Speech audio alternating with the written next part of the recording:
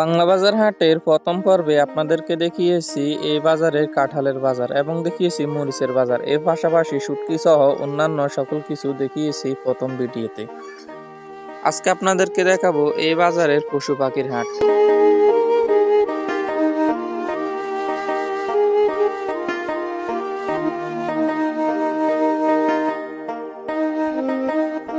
গরু, ছাগল, হাঁস, মুরগি বিক্রির জন্য বিখ্যাত এই বাংলা বাজার হাট।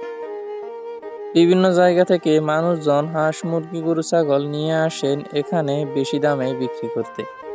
এই হাটটি শহরাঞ্চলে হওয়ায় ক্রেতারা কম দামে কিনতে আসেন এই বাজারে। গত ফেব্রুয়ারি মাসে যখন বাংলা বাজার এসেছিলাম তখনও এসেছি এই পশু পাখির হাটে। তখন এই হাটটি অত বেশি জমজমাট ছিল না। এই বাজারের হাঁস, মুরগি, গরু, ছাগল বেশিরভাগই কিনে থাকেন গৃহস্থালীরা।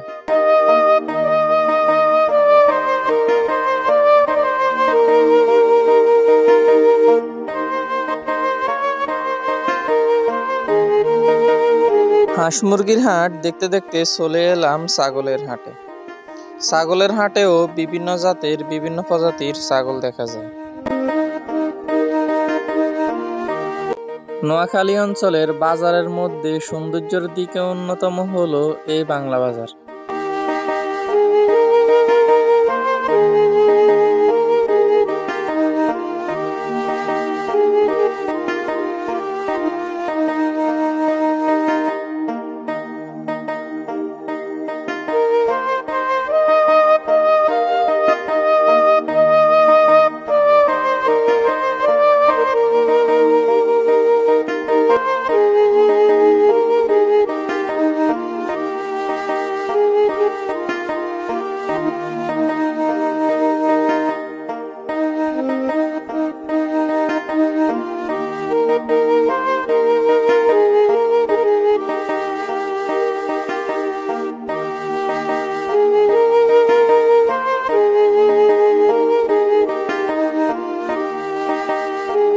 ছাগলের বাজার ঘুরতে ঘুরতে চলে এলাম গরুর বাজারে।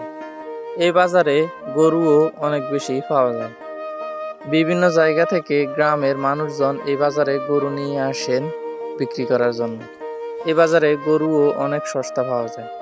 শহরাঞ্চলের খেটে খাওয়া মানুষজন গরু বেশি পালন করে থাকেন, তাই দেশের মাংসের অর্ধেক চাহিদা পূরণ করে থাকেন শহরাঞ্চলের মানুষের পালন করা গরু ছাগল থেকে। সামনে কোরবানি, তাই মানুষজন এখন থেকে গরু ছাগলগুলো বেচা শুরু করেছেন গ্রামের হাটগুলোতে। ঈদের এক মাস আগে গরু ছাগল কম দামে কেনা যায়, তাই ক্রেতারা বেশি কিনতে আসেন ঈদের এক মাস আগ থেকে।